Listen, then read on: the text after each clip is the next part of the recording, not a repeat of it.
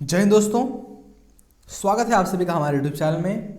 आज से कुछ दिन पहले मैंने एक वीडियो डाला था class 11th half yearly examination paper आपका। उस पर मैंने कहा था कि वो पेपर डाला था, पूरा आपको बताया था पेपर के बारे में, और मैंने ये भी कहा था कि अगर उस पर 100 लाइक आ जाते हैं तो मैं आपका इसका आंसर वाली वीडियो आपको प्रोवाइड कराऊंगा। तो उस वीडियो पर 5.2 के व्यूज आ चुके हैं और 250 लाइक आ चुका है। तो हमें बनाना था वीडियो, तो हम ये वीडियो बना रहे हैं इसका आंसर वीडियो, यानी कि पेपर का जो आंसर होता है वो पूरा पेपर सॉल्व करके यहाँ पर देने वाले हैं। तो ये वीडियो 2-3 पार्ट में हो सकती है, कल भी आ सकती है, परसों भी आ सकती है, और ये एक पार्ट है जिसमें से पहला आपका प्रश्न है। चलिए पेपर को हल करते हैं। इसमें पहला प्रश्न है ऑप्टिकल का। कह रहा है कि 90 ग्राम जल में मोलों की संख्या है। आपके पास ऑप्शन 2, 3, 4 ऑप्शन दिए गए हैं। तो इसमें से आपको बताना है कि 90 ग्राम जल में मोलों की संख्या कितनी होगी। तो आपको पता होगा कि मोलों की संख्या बराबर सूत्र होता है जो पदार्थ होता है इसका भार बटा अणुभार। तो भार कितना दिया गया है? 90 ग्राम भार दिया गया है आपका। और अणुभार किसका? जल का। जल का क्या सूत्र होता है? H2O। अब देखिए हाइड्रोजन का कितना होता है अणुभार? 1। 2 हाइड्रोजन है तो 2 हाइड्रोजन हो गया, प्लस ऑक्सीजन के कितना होता है? 8 इसका जो संख्या होता है, और इसका अणुभार कितना होता है? 16।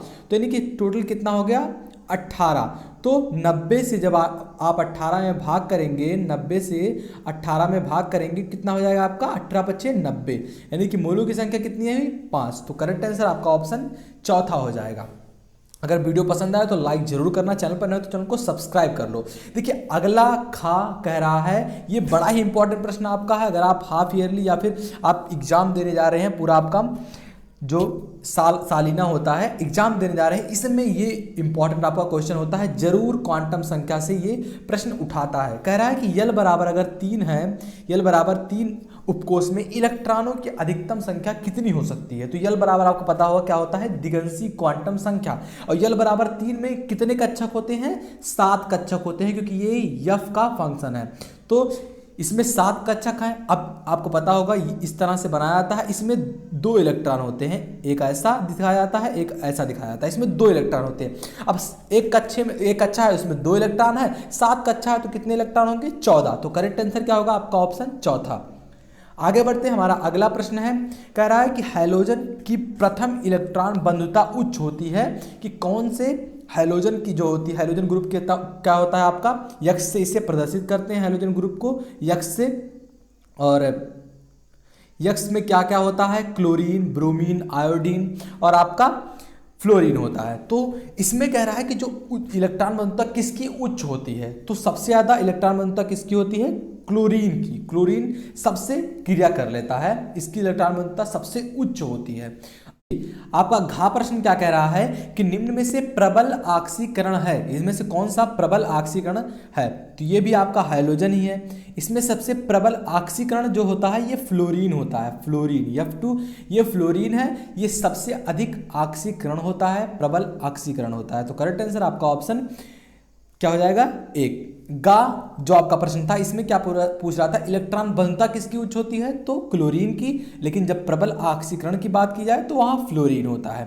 आगे बढ़ते हैं। हमारा अगला प्रश्न कह रहा है, निम्न में से किस क्षार धातु द्वारा जब वायु से क्रिया कराते हैं तो M2O मैग्नीशियम ऑक्साइड बनता है और समान ऑक्साइड प्राप्त होता है? आपको बताना है।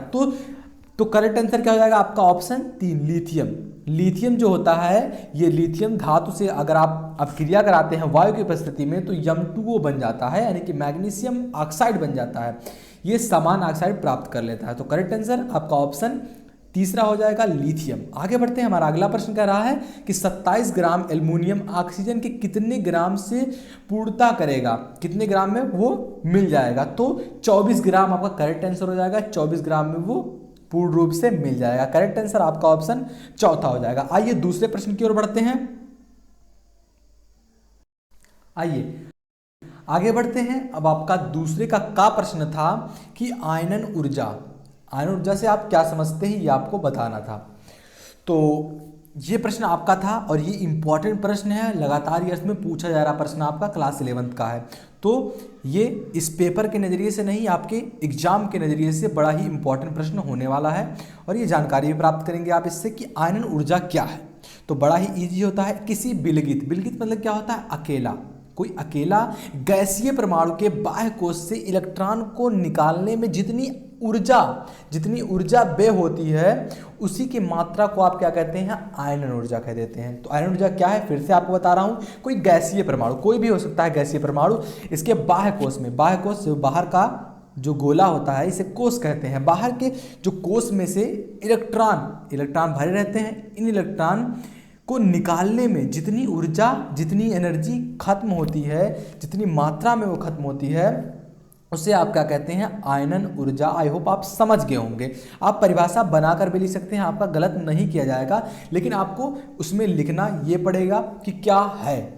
आप दूसरी तरीके से भी लिख सकते हैं कि कोई गैसीय परमाणु है, उसके बाह्य कोश में इलेक्ट्रॉन को निकालने में मुझे जितना ऊर्जा खत्म करना पड़ता है उसे क्या करते हैं, आप आयनन ऊर्जा कह देते हैं। तो ये भी आपका बिल्कुल सही होगा, आप अपने तरीके से भी लिख सकते हैं। इसमें अगर एग्जाम्पल पूछता है उदाहरण सहित तो आप ये जरूर लिख देंगे कि मान लीजिए कोई परमाणु है यहाँ ए, इसमें से क्या निकाला गया, जब आप निकाल रहे हैं तो ए प्लस के रूप में हो जाएगा और इलेक्ट्रॉन आप एक निकाल रहे हैं। कोई भी परमाणु रहता है, मान लीजिए ये है सोडियम कुछ नहीं है, इसका कितना होता है नंबरिंग, जब आप करेंगे परमाणु संख्या 11 होता है।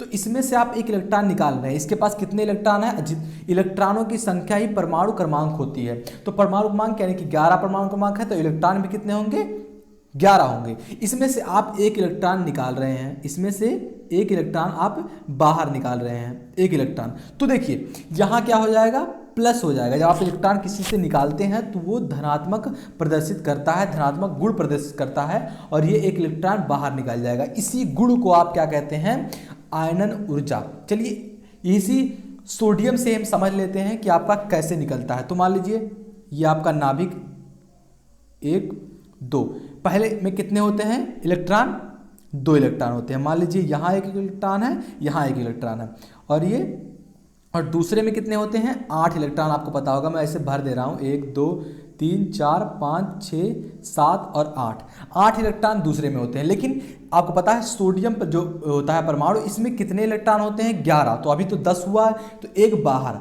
अब यही कह रहा है कि बाहर के इलेक्ट्रॉन को निकालने में जितनी एनर्जी खत्म होती है उसे ही आप आयनन ऊर्जा कहते हैं। सिंपली आप आंसर दे ले जाएंगे। आई होप आपको समझ में आ गया होगा कि आयनन ऊर्जा क्या है। तो देखिए दूसरा प्रश्न आपका क्या कह रहा था कि आक्सीकरण और अपचायक क्या है। यहाँ थोड़ा सा फंसा दिया आपको। आक्सीकरण के साथ आप यूजुअली लिखते हैं अपचयन, लेकिन यहाँ आपसे अपचयन नहीं पूछा गया था, वहाँ पूछा गया था आपसे अपचायक बताना है आपको। तो देखिए आक्सीकरण क्या होता है कि जब कोई आपका परमाणु है उसमें से आप एक इलेक्ट्रॉन को निकाल रहे हैं, कोई तत्व है उसमें से आप एक इलेक्ट्रॉन को निकाल रहे हैं, तो वो जो गुण होता है आपका क्या कहलाता है, आक्सीकरण। अपचयन क्या होता है, जब आप जोड़ते हैं तो वो अपचयन आपका हो जाता है। लेकिन यहाँ आपको पूछा है आक्सीकरण के साथ अपचायक। तो देख लेते हैं परिभाषा क्या कह रहा है। यहाँ परिभाषा थोड़ा गलत लिखा गया है। आप लिखेंगे यहाँ कि किसी तत्व द्वारा एक या अधिक इलेक्ट्रॉन त्यागने की प्रक्रिया को आप क्या कहते हैं, आक्सीकरण कहते हैं। जैसे कि एक सोडियम है, मैंने आपको पहले ही बताया था यही परिभाषा देकर, इसको आप आयनन ऊर्जा भी बोल सकते हैं, इसको आप आक्सीकरण भी बोल सकते हैं। तो देखिए जो आपका सोडियम है, ये सोडियम, इसमें से एक इलेक्ट्रॉन निकला और ये Na+ हो गया, तो इस गुण को आप क्या कहेंगे, आक्सीकरण। इसी तरीके से आपका अपचायक हो जाता है। अपचायक में थोड़ा हो जाता है, देखिए अब अपचयन क्या होगा, एक इलेक्ट्रॉन त्याग रहा है तो वहां क्या करेगा, एक इलेक्ट्रॉन लेगा, क्योंकि जो अपचायक होता है आपका ये अपचयन करने से प्राप्त होता है। तो पहले आप समझिए आक्सीकरण के साथ अपचयन क्या होता है। तो आपने समझा कि कोई तत्व है उसमें से एक या अधिक इलेक्ट्रॉन त्यागने की प्रक्रिया को क्या कहेंगे आप, आक्सीकरण। अब यहां कहेंगे उसी परिभाषा में, अगर आपको अपचयन का परिभाषा देना हो तो आप क्या कहेंगे, एक या एक से अधिक इलेक्ट्रॉन जोड़ने की प्रक्रिया को आप क्या कहेंगे, अपचयन कहेंगे। क्लियर। अब देखिए लेकिन आपसे पूछा क्या गया है, अपचायक। तो अपचायक क्या होता है, वे पदार्थ जो दूसरे पदार्थों का अपचयन कर देते हैं और स्वयं आक्सीकृत हो जाते हैं, अपचायक कहलाते हैं। तो ये था आपका।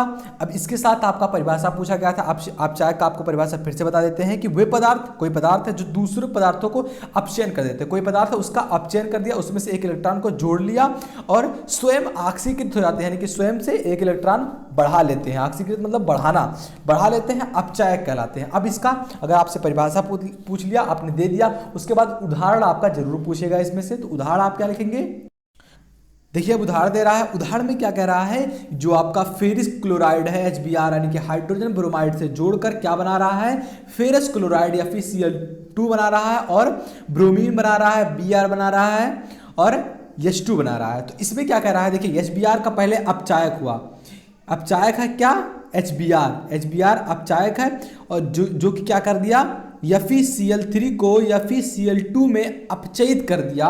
तो ये जो आपका होता है क्रिया, ये क्या कहलाता है, अपचायक। तो आई होप आपको अपचायक समझ में आ गया होगा। आगे बढ़ते हैं, हमारा तीसरा प्रश्न कर लिया हमने, गा प्रश्न। आइए तीसरे का गा प्रश्न कह रहा है कि मोल की परिभाषा दीजिए। वो आपका पेपर में प्रश्न था, इसमें कह रहा है कि मोल का परिभाषा दीजिए। तो आप उत्तर देंगे।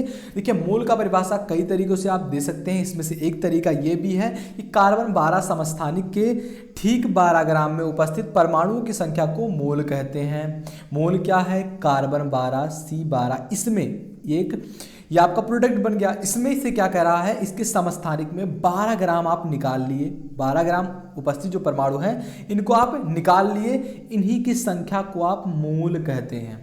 मोल का परिभाषा क्या है, कार्बन 12 समस्थानिक के ठीक 12 ग्राम में उपस्थित परमाणुओं की संख्या को आप क्या कहेंगे, मोल कहेंगे। और किसी पदार्थ में जो मोल होता है ये 6.022 गुणे 10 के घाते 23 कण उसके 1 मोल के बराबर होता है। तो आप मोल का परिभाषा इस तरीके से दे सकते हैं। अब यहाँ हमने आपका ऑप्शन जितना था सब कवर कर लिया, 2-3 प्रश्न भी कवर कर लिए। इसके आगे पार्ट 2 में और सारे प्रश्न आने वाले हैं उसी पेपर के, तो वीडियो के साथ आगे बने रहिएगा। इसके लिए आप चैनल को सब्सक्राइब कर लीजिए, बगल में बेल आइकन है उसे हिट कर लीजिए, और कहीं भी आपको डाउट होता है तो please put in the comment. मिलते हैं आपसे अगली वीडियो में, तब तक के लिए जय हिंद जय भारत। वीडियो का लाइक टारगेट इसमें है 250 लाइक। मिलते हैं आपसे अगली वीडियो में, तब तक के लिए जय हिंद जय भारत।